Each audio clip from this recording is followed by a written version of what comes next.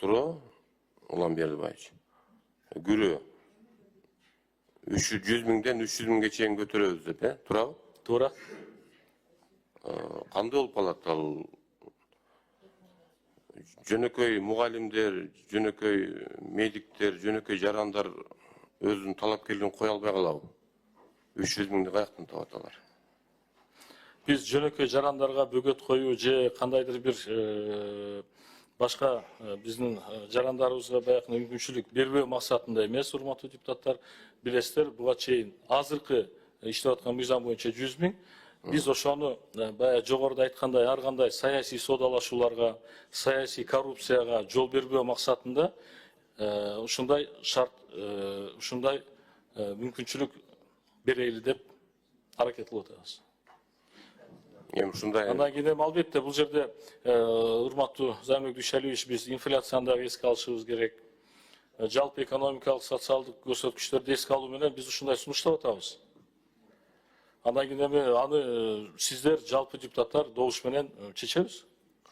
Мен сунушумда Улан Бердибаевич, ар кимдин шарты ар кандай да. Чындыгында чыган жигиттер, чыган кыздар чыгышы мүмкүн. Ар кандай шартта, бирок 300 миң, 400 миңге акчага каражаты болбой калышы мүмкүн. Болбосо, урматтуу депутаттар, жеке самовыдвиженецтер 300 миң сом мурун, эгерде 100 миң сом болсо, биз азыр ошону 300 миң сомго көтөрүп атабыз.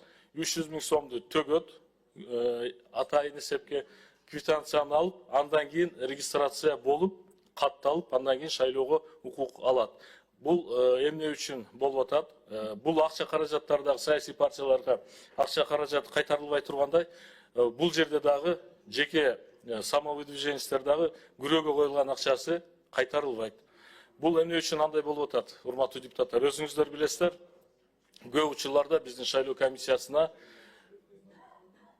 биз акыркы көтөргөн маалыматтар боюнча 2 миңден 3 миңге чекти, же 3 миңден дагы жогорку кеңешке ат салышууга биздин кандидаттар өз арыздарын берет.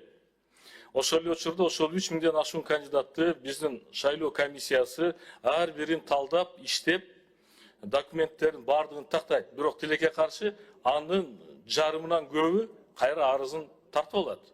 Же болбосо саясий соодалашуу, ким менен сүйлөшөт экен, ким ошол шайлоо округда ким кандай мындай саясий соодалашууга жол бербөө максатында, урматтуу депутаттар, ушул норманы сунуштап атабыз. Жогорку кеңештин депутатына талапкер өзүн-өзү көрсөтүү тартибинде бир эле шайлоо округунда көрсөтүлө алат, урматтуу депутаттар. Талапкерлер саясий партиялардан да өзүн-өзү көрсөтүү жол менен да көрсөтүлүшү мүмкүн. Саясий партиялар ар бир мандаттуу округда бирден гана талапкерди көрсөтө алышат, жогоруда айткандай. Аталган мыйзам долбоору, урматтуу депутаттар, атаандыштыкты кеңейтет, көз карандысыз талапкерлер көбөйөт деп биз ушундай үмүттөнүп атабыз. Ошондой эле шайлоочулар партияга таандык боюнча гана эмес, талапкерлердин жеке сапаттары жана тиешелүү округдарга сиңирген эмгеги боюнча дагы тандоого мүмкүндүк берет. Анан үчүнчү маселе, Улан Бердибаевич, жанагы үгүтчүлөрдүн саны канча болот?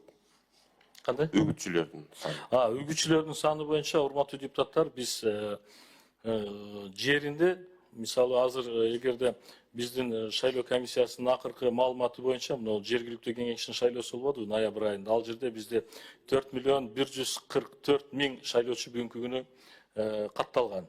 Эми кийинки жылы шайлоо боло турган болсо, анын саны албетте дагы көбөйөт, урматтуу депутаттар.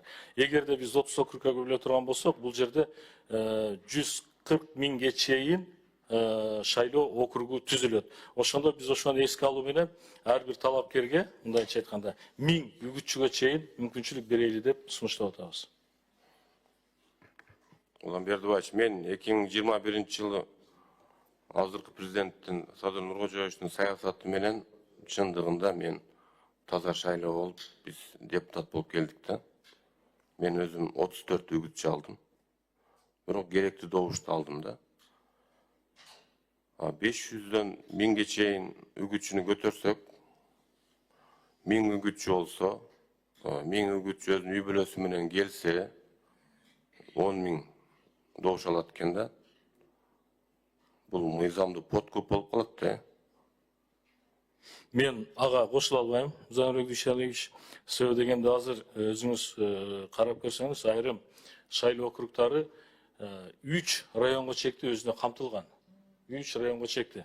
Мен мисалы мына өткөн шайлоодо, мына Алай 11-чи шайлоо округуна шайланып келгенде, урматтуу Замирбек Дүйшәлиевич, биз 3 район мага камтылган. Бул Алай, Чоң Алай, Карагулжа. Бирок ошондо дагы мына мага үгүтчүлөр жетишкен эмес. Себеби дегенде шайлоочулардын саны 120 миңден ашкан. Ал эми ар бир айылда, ар бир айыл өкмөттө барып үгүтчүлөрдү баякындай кылып өзүңүн программаңы жеткизиш үчүн керек экен да, Замирбек Дүйшәлиевич. Сиз туура айтасыз, азыр техник